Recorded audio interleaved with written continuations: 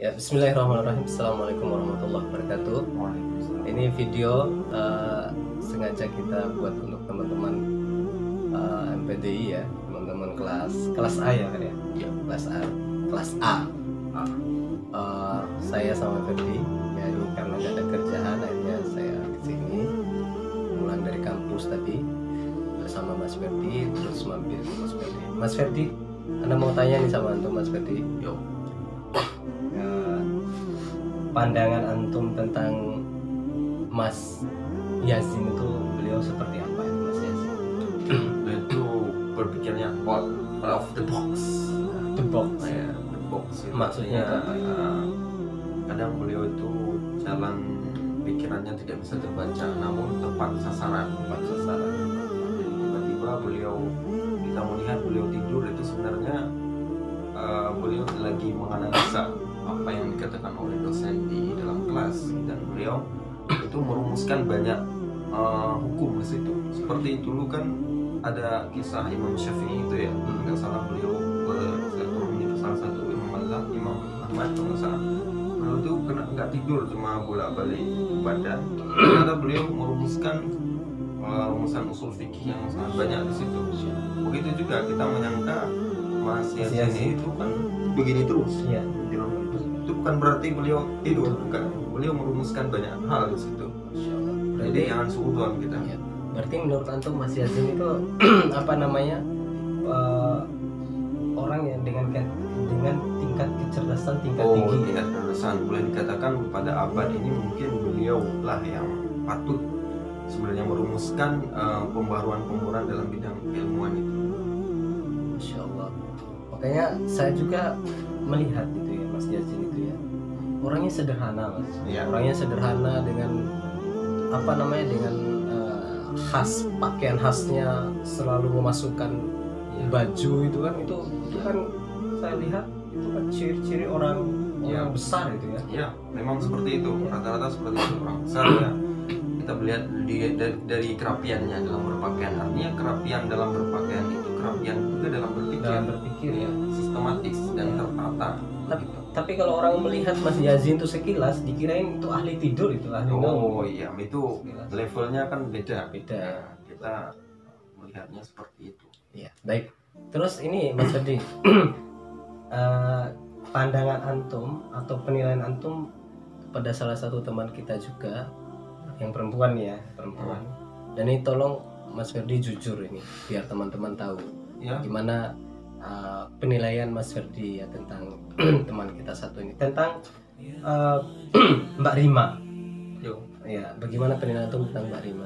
Mbak Rima itu sosok yang cerdas ya. Cerdas beliau. Dan beliau itu Ini dari hati ya Mas Ferdi ya? Dari hati ya? enggak, dari dalam hati. Dari dalam hati ya? Di dalam lagi. Lebih dalam lagi. Enggak. Antum jangan mancing-mancing yang tidak Tidak, ya. saya hanya ingin objektif. Oh iya, Objektif. Jadi Lanjutkan. saya lihat ya beliau cerdas dan bisa bersosialisasi dengan baik dengan teman-temannya. Selain itu Mas Ferdi, selain cerdas, Ya, terus, beliau sosok yang rajin saya lihat, Rajin. karena waktu presentasi itu bisa menyampaikan dengan baik. iya. Ada pesan-pesan khusus antum mungkin buat Mbak Rima? Boleh disampaikan di Tetap sini. semangat, Lihat sini Mas Ferdi, lihat sini biar Mbak ya. tetap semangat aja. Buat? Semangat. Buat siapa? Iya, semuanya sebenarnya. Tapi karena dibilang untuk Mbak Rima, ya Iya. udah untuk Mbak Rima dan semuanya itu tetap semangat. Kita insya Allah bisa wisuda bareng-bareng. Insya Allah. Amin ya Allah, amin. Bisa wisuda bareng-bareng karena kita masuk bareng-bareng. Kita wisuda bareng-bareng. Sudah dulu berjanji di depan Pak Sudarno. Kita doakan beliau juga semoga cepat sehat, kembali sehat. Sehingga nanti akan sudah bareng-bareng dan disaksikan oleh Pak Sudarno Sopron. Amin ya Allah. Amin. Insyaallah. Itu ya penilaian Mbak Rima, penilaian Mas Ferdi tentang Mbak Rima ya. Ingat, Mbak Rima itu cerdas, orangnya ya bergaulnya mudah, dan itu beliau sampaikan dari dalam hati yang paling dalam. Ini Mas Ferdi, penilaian antum tentang Mas Aliun. Itu harus berhati-hati dengan beliau. Beliau itu waktu mengeluarkan dalil itu saya juga ini orang kok sangat tinggi sekali. Tinggi Bidang sekali, dalil, ya. keilmuan ini ketika mengeluarkan dalil-dalil fikih itu kan, itu sangat luar biasa. Saya sebenarnya waktu itu pengen beliau mengisi mata kuliah di kelas kita aja. Nggak patut duduk di samping antum itu kan. Iya, Jadi benar. mengisi salah satu mata kuliah misalnya tentang usuluddin atau perbandingan fikih lah. Kalau saya malah ingin beliau itu menggantikan Pak Imron Rosadi. Ya, Ini mata kuliah Ulumul Quran ya kalau nggak iya. salah ya. Mata kuliah itu Mas Alion tuh cocok gantiin Ustadz Imron itu. Beliau kan sudah ilmunya sudah dalam ya, Iya. sudah dalam dan sudah menjadi dai yang terkenal. Yang terkenal di tanah Kendal ya. Tanah Kendal. Bukan saja Kendal tapi Semarang dan sekitarnya itu sudah sangat Jam terkenal. terbangnya sudah tinggi ya. Jam terbangnya tinggi beliau itu. Ya itu Mas Aliun. Saya juga terkesan sangat terkesan sekali dengan Mas Aliun. Iya, Seperti ya. Iya, saya Karena ilmunya selain tinggi, juga beliau tuh makin hari makin apa itu perutnya itu Iya. saya lihat makin ini aja gitu. Memang harus seperti itu, kalau sudah jadi ustadz besar harus Iya. berwibawa. Wibawanya itu ada di perutnya sebenarnya. Oh, di perutnya ya. Iya. Makanya pesan kalau saya pesan sama Mas Aliun itu jaga kesehatan. Iya. Ya terus jangan lupa sering-sering makan kacang. Ya sering-sering makan kacang ya. Karena Apa pengaruhnya sama kacang? ada korelasinya kacang dengan Mas Aliun. Jadi hanya Mas Aliun yang tahu itu tentang Iya, siap. bagaimana korelasi kacang dengan kesehatan Mas Aliun. Itu ya. Terus Mbak Hadiah menurut Mas Ferdi. Hadiah. Mbak Mbak Hadiah. Hadiah itu juga sama. Sebenarnya kita semuanya harus berterima kasih kepada beliau yang sudah menjadi pengingat ya. Iya. Ketika dulu kita ada tugas, ingatkan, Betul. kemudian juga aktif dalam bertanya di kelas, Iya. menyampaikan jawaban yang sangat bagus. Betul. Itu kita harus berterima kasih. Kita bisa mengerjakan tugas itu dengan tepat waktu, dengan baik itu karena diingatkan sama beliau sebenarnya. Betul. Makanya Apalagi saya yang bapak-bapak ini Iya. seharusnya harus sangat bersyukur, berterima kasih, harus ngasih hadiah lah. ya kepada Karena Mas sudah beliau hadiah, namanya hadiah, antum harus ngasih hadiah Ngasih sebenarnya. hadiah. Dan lebih khusus saya Mas Ferdi, saya menyampaikan permohonan maaf sedalam-dalamnya kepada Mbak Hadiah yang mungkin ada salah kata atau mungkin salah perbuatan ya yang saya sengaja maupun tidak sengaja saya lakukan kepada Mbak Hadiah. Saya menyampaikan permohonan maaf sedalam-dalamnya. Ada satu ini Mas Ferdi, ada satu kejadian yang mungkin tidak perlu saya ceritakan, Iya. yang saat itu memang sempat membuat Mbak Hadiah itu merasa kecewa gitu ya. Iya. Ya dikarenakan mungkin ada salah kata, salah perbuatan saya. Makanya melalui video ini melalui video ini saya sekali lagi menyampaikan permohonan maaf sedalam-dalamnya, karena tanpa maaf dari Mbak Hadiah, Allah tidak mungkin mengampuni kesalahan saya. Jadi mohon maaf sedalam-dalamnya dari saya Mbak Hadiah. Mbak Hadiah itu saya nilai adalah seorang tipikal perempuan pejuang, kalau menurut saya. Pejuang, terus tegar, kuat, dan kemandiriannya tidak diragukan lagi. Dan salah satu tipikal perempuan yang yang keibu-ibuan juga saya lihat, walaupun usianya masih sangat muda belia, tapi keibu-ibuan sekali. Bahkan Mas Aliun pernah menyampaikan salah satu tipe perempuan yang dalam hal mendidik anak itu bagus, itu ada pada diri Mbak Hadiah. Kita sendiri mendengarkannya. Artinya itu adalah pengakuan yang luar biasa dari teman-teman kita untuk Mbak Hadiah. Terus Mbak Fahma. Mbak Fahma saya mungkin antum lebih tahu lah tentang Mbak Fahma. Yang membuat suasana kelas pecah itu Mbak Fahma. Karena beliau kadang presentasi terus ketawa sendiri. Saya tidak tahu kenapa itu ketawa sendiri. Presentasi ketawa sendiri dan ketawanya membuat kita ketawa. Iya. Dan beliau ada salah satunya emak-emak di situ, di kelas itu, yang telah membimbing yang lainnya memberikan mungkin motivasi untuk terus berjuang. Gimana beliau menghadapi yang situasi yang sangat rumit. Beliau selain mahasiswa bekerja, mengajar dan mengasuh anak, mengasuh suami, ada 4. Itu perjuangan yang sangat luar biasa bagi beliau. Ya. Kita harus berbangga di situ. Saya terus terang untuk Mbak Fahma itu, masya Allah, saya berterima kasih sekali Mas Budi kepada Mbak Fahma itu, karena di satu sisi memang beliau orangnya suka guyon, tapi di sisi lain beliau adalah salah satu tipikal perempuan yang menurut saya hebat ya, hebat, mampu menjalani aktivitas dengan berbagai macam kesibukannya yang luar biasa, tapi dia mampu memanage, mampu mengatur waktunya dengan baik. Kemudian Mas Eko, Mas Jeffrey, Mas Ajis, itu gimana Mas Budi? Ketiganya langsung secara singkat. Ya, Mas Eko itu, saya itu kan sangat mengenal beliau karena dulu di samping saya. Iya.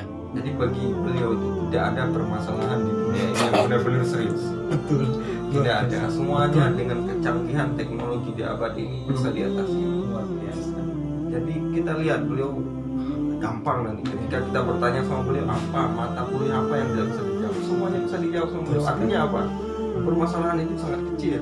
Tidak ada permasalahan yang serius bagi Mas Eko. Dan saya kira orang yang tidak pernah marah itu, yang tidak pernah menunjukkan marah itu, salah satunya adalah beliau. Iya, Mas Eko. Santai sekali orangnya. Saya terus untuk Mas Jeffrey itulah yang ini lebih levelnya tinggi lagi kalau Mas Jeffrey.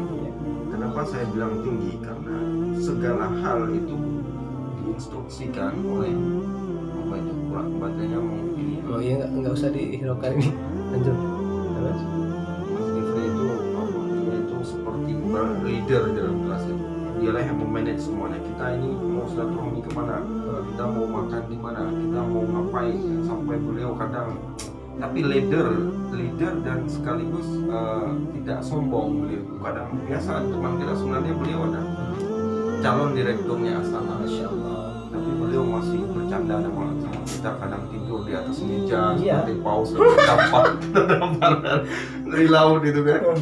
Sebenarnya sebagai seorang pemimpin mungkin itu gak tabu, tapi karena beliau menganggap ya semuanya sama di hadapan Allah, semua sama kata beliau. Iya. Itu makanya beliau sebenarnya orang udah besar dan memang beliau orang besar. Orang besar. Ya. Kita harus mengakui itu. Iya. Terakhir Mas Ajis. Ya. Nah ini yang paling spesial ya. Sengaja saya akhirkan karena ya. Mas Aziz itu kalau kita ketemu di dalam kelas, ibarat apa? Kita masuk ke dalam sebuah kebahagiaan, ruangan kebahagiaan. Kenapa? Beliau itu terpancar dari wajahnya senyuman, selalu tersenyum. Bahkan ketawanya pun seperti ketawa yang diajarkan oleh Nabi. Ketawanya kan kalau kita kan Kalau dia dia khas lah gitu. khas sekali. Karena beliau ketawa jadi kita kan ketawa. Beliau juga sangat rajin orangnya, sangat menyukai pembelajaran di kelas. Dia artinya apa, semangat saya lihat semangatnya itu yang luar biasa. Mas Aziz itu sangat disiplin waktunya, tidak pernah terlambat. Betul. Beda sama yang apa nggak usah disebutkan Ya. yang biasanya gini ya. Ya itu tadi ya, itu kan saking tinggi. Iya saking tinggi. Tapi Mas Aziz itu beda. Makanya ini spesial ya, kita semuanya apa ya, Mas Aziz inilah yang menopang, memberikan contoh kepada teman-teman di kelas. Beliau tugasnya sergap, kemudian tidak pernah menunjukkan wajah yang cemberut, tidak pernah. Beliau itu senyum, itu karena sedekah. Terakhir, karena kita sudah ngobrolin tentang Mas Ajis, Yang juga ini tidak bisa dipisahkan dari Mas Ajis gitu ya. ya, Itu Mbak Fairuz gimana ya? Mbak Fairuz. Fairuz itu dari namanya saja kita sudah bisa menebaknya. Apa? Bukan kaitannya. Fairuz itu kan dari bahasa Arab ya, artinya bagus. Tapi saya lihat beliau itu apa ya, kalau memberikan penjelasan itu Wah. luar biasa. Pak? Saya itu kalau lagi beliau menjelaskan itu bisa menangkap gitu, menangkap apa yang dimaksud itu, apa ini arah pembicaraannya kemana itu Iya. bisa. Walaupun beliau itu selalu duduk di depan pojok, Iya. itu kenapa? Karena beliau melihat bagaimana dosen itu menyampaikan, Iya. dan beliau itu dirangkumkan semua yang disampaikan dosen itu, tata cara menyampaikannya, kemudian beliau membuat sebuah kesimpulan, oh begini ternyata saya harus menyampaikan seperti yang dosen sampaikan, saya harus mengolah untuk lebih bagus. Dan apa namanya, saya kalau Mbak Khairul sedang mempresentasikan itu saya seakan-akan sedang kuliah S3 Ya, ya. kalau saya S4 malah. Sempatnya itu luar biasa ilmunya, Masya Allah. Saya salut itu sama Mbak Khairul. Nah ini yang terakhir sekali ya sebagai penutup.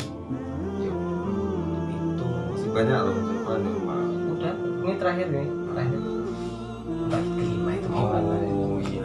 Tolong sampaikan secara profesional karena takut nanti ada yang sakit hati gitu ya. Kalau Mbak Ikhlima Yaumul Ya, Yaumul yang kiamat.